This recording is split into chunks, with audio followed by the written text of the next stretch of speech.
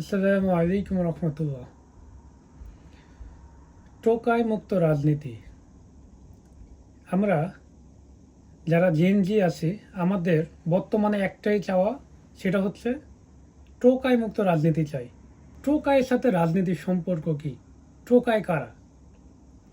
টোকাই হচ্ছে তারাই যারা রাজনীতির নামটা ব্যবহার করে মানুষের সাথে মানুষের ঝামেলা লাগিয়ে গন্ডগোল ফাসাদ সৃষ্টি করে তারা নিজেরাই করে এবং এখান থেকে তারা বেনিফিট নেয়।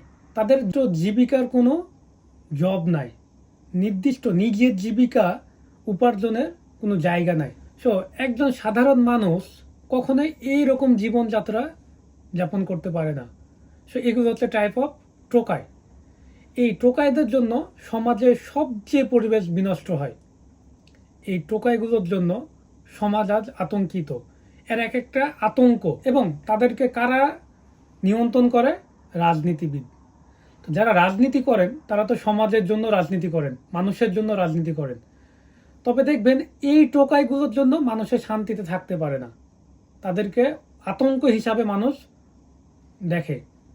সো যারা রাজনীতিবিদ আছেন তারাও হচ্ছে টোকাইদেরকে কোনো প্রশ্রয় দিবেন না, কারণ আপনাদের প্রশ্রয় নিয়েই তারা সমাজকে বিনষ্ট করে, সমাজের ফাসাদ সৃষ্টি করে।